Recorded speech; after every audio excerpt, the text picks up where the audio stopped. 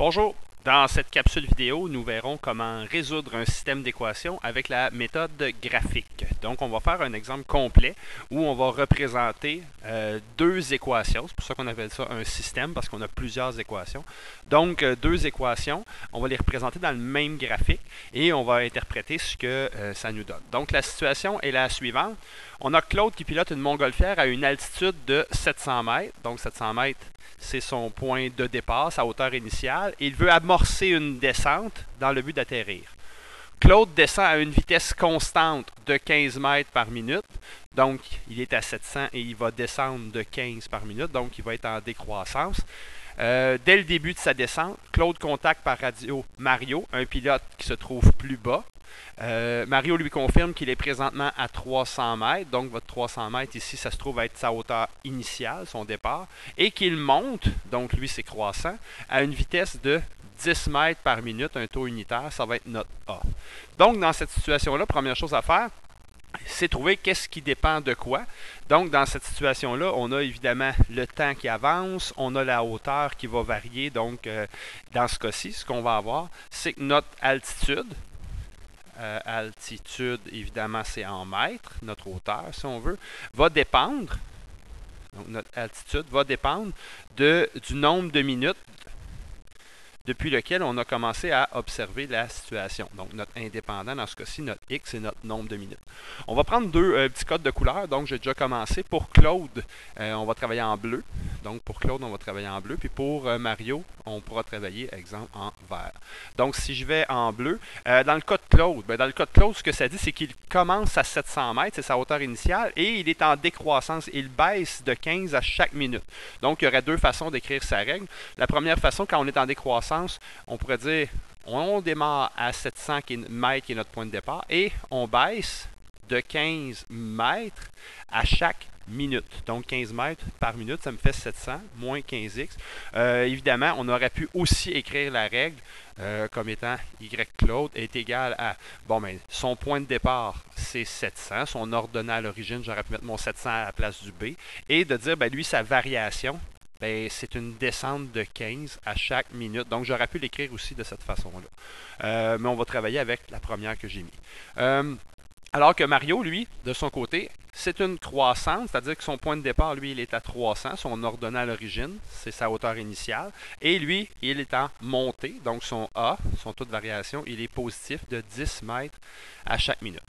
Donc, on a présentement nos deux règles avec lesquelles on va travailler. Donc, maintenant, il va falloir représenter ça dans un graphique. Comment on va faire pour représenter ça dans un graphique? Tout d'abord, on va partir avec notre représentation graphique de notre système d'équations. Notre titre, le titre dans ce cas-ci, ça va être, on va juste notre altitude en montgolfière selon le nombre de minutes qui sont écoulées, mais le nombre de minutes, c'est correct. Donc ici, au niveau de notre variable Y, notre dépendant, ça va être un nombre de mètres. Et dans l'autre cas ici, ça va être évidemment un nombre de minutes. Nombre de minutes qui va aller ici. Évidemment, on est à 0,0 pour démarrer ça. Donc, on va aller compléter notre table de valeurs maintenant. Dans le fond, ici, ce qui va se passer, c'est qu'en partant, ici, on va avoir notre variable X qui est notre indépendant, c'est le nombre de minutes, c'est notre variable indépendante. C'est la même pour nos deux situations. Et ça, c'est notre X, si on veut. On pourrait écrire que c'est notre indépendant. Et dans ce cas-ci, on a deux Y. On a YC pour Y Claude et on a notre YM pour Y Mario. En fait, ici, c'est les nombres de mètres, mais je pourrais laisser, dans le fond, j'aurais pu juste écrire Y Claude, puis Y Mario, ça va être correct aussi. Donc, on va partir évidemment à 0 minutes. Donc, on va aller chercher nos points de départ. Donc, dès le départ, on a Claude qui se trouve à être à 700 mètres d'altitude, alors que Mario, durant ce temps-là, lui, il est à 300. Juste pour s'indiquer une petite note, dans le fond, jusqu'à maintenant, on voit que c'est Claude qui serait le plus élevé. Je me mets un petit point juste pour m'indiquer que c'est lui qui est le plus haut, pour m'aider un peu plus loin. Comme j'en ai une qui est décroissante, actuellement j'ai Claude que lui est décroissant. Ça veut dire que Claude il démarre à 700 et il va toujours s'en aller en baissant, puis éventuellement ben, il risque d'arriver au sol. Dans le fond, je pourrais m'intéresser à quand est-ce qu'il va arriver au sol. Donc, ce qu'on va chercher, quand est-ce que l'altitude de Claude, il y a un moment où son altitude, sa hauteur va être de 0 mètre. Et c'est quand ce moment-là? Bon, ben, ce moment-là, ce que je vais faire, je sais que Claude, il démarre à 700 et qu'il baisse de 15 à chaque minute. Donc, si je divise par 15, je vais savoir combien il rentre de 15 dans 700. Dans ce cas-ci, j'ai besoin de faire un petit calcul. 700 que je divise en 15. Ça veut 46,6 périodiques. Donc, je vais aller indiquer ici 46,6 périodiques, c'est-à-dire après 46 minutes et 2 tiers, parce que 6 périodiques, c'est 2 tiers, et 2 tiers de la prochaine minute. Donc, environ 46 minutes et 40 secondes. C'est pas nécessaire d'aller jusqu'aux secondes, mais dans le fond, ici, ce qu'on se rend compte, c'est entre la 46e et la 47e minute, Claude finirait par atterrir en montgolfière. Donc, on voit que notre problème se terminerait dans ce coin-là. Et là, comme on a 46,6 que je vais juste réécrire en noir là, pour garder mon code de couleur. Donc, j'ai mon 46,6 périodique qui va là. Ça, c'est mon moment où il va atterrir. Ben, tant qu'à avoir le chiffre pour Claude, on va aller chercher le nombre pour Mario.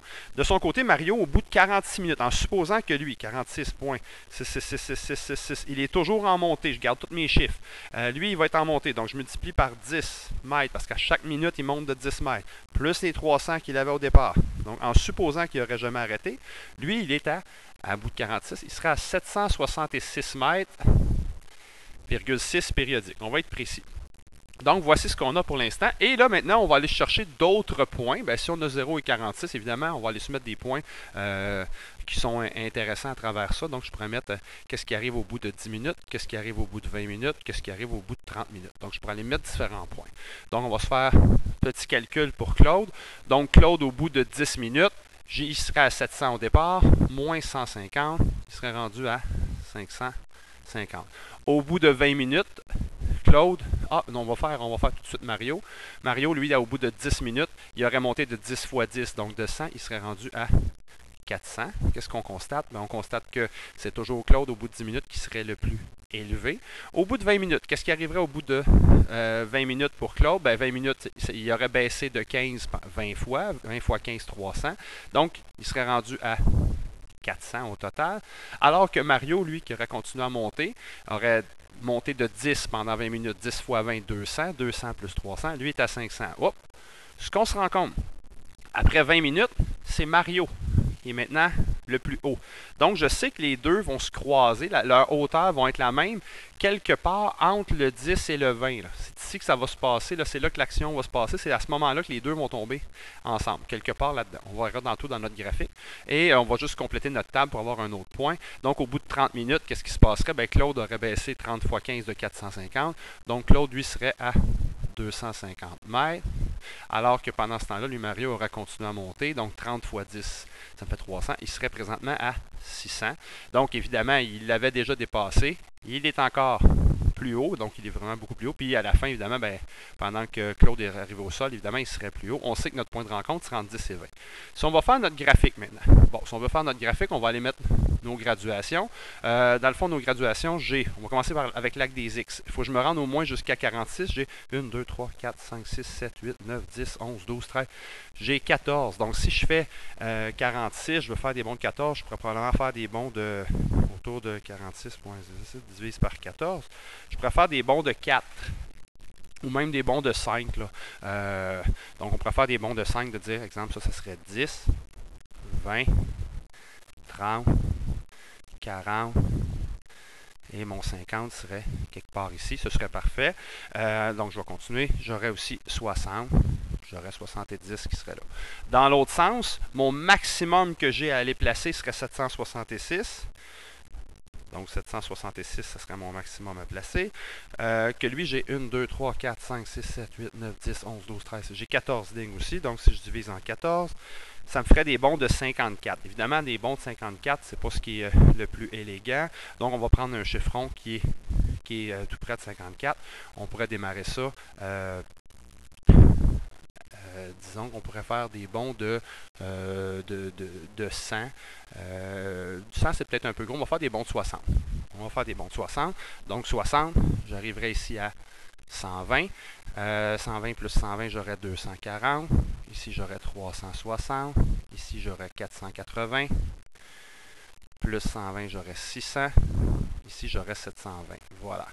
Donc, on va y aller avec quelque chose qui ressemble à ça. Maintenant, on s'est rendu à aller relier. Donc, on va aller placer de façon la plus précise possible nos points. Je vais commencer avec les points de Claude. Bien, Claude, évidemment, il part à 0,700. Si ça, c'est 660, 700. Il est environ ici. Ensuite, à 10, il serait à 550. Donc, Claude, ça c'est 600, ça veut dire que ça c'est 540, juste au-dessus de cette ligne-là. Ensuite, on aurait 20, 400. 20, 400, c'est 420. Ça veut dire que 400 serait ici. Évidemment, on s'attend à avoir une droite, là. Notre équation qu'on a obtenue nous donne une droite qui est décroissante. Il faut que nos points soient tous alignés. 30, 250. Donc 240, 250 serait juste au-dessus. Et finalement, à 46,6, si ça c'est 45, 46,6 c'est environ ici, je serais à 0. Est-ce que mes points sont tous alignés? On va aller vérifier. Donc je vais relier. Je pars d'ici. Et mes points sont tous alignés, donc je relie. Et voici toutes les hauteurs par lesquelles Claude va passer. On va faire le même exercice avec Mario maintenant. Donc pour Mario, lui, je vais juste changer ça. Voilà. Mario part à 300. Donc 300, c'est exactement ce point-là.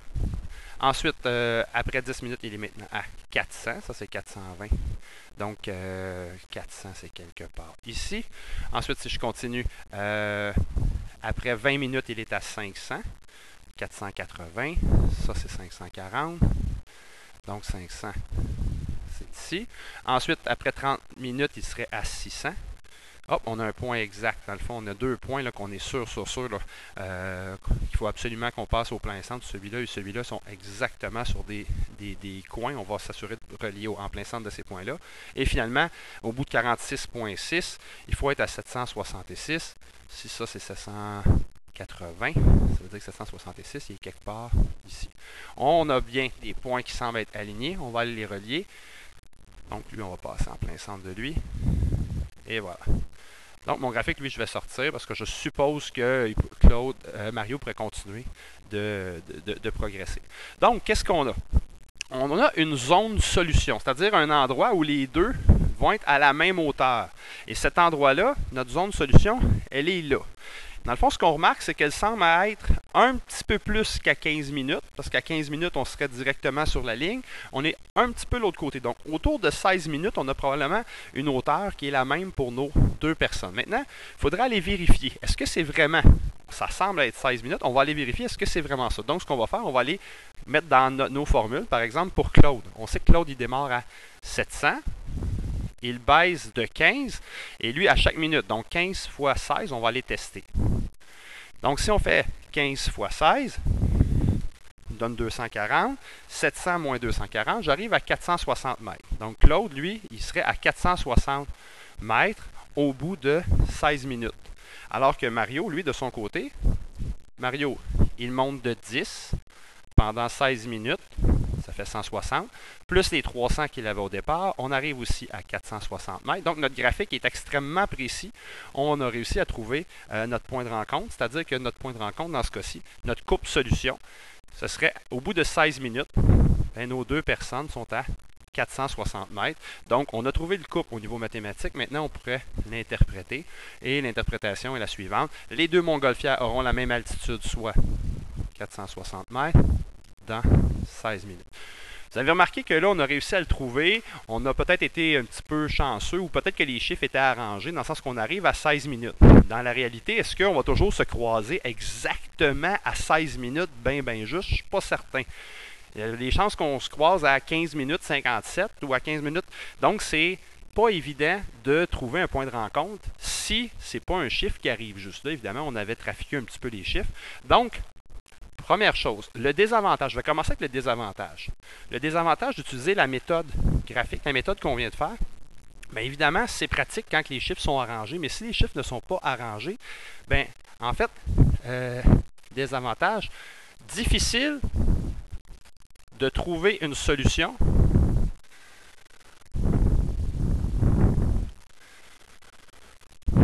précise. Surtout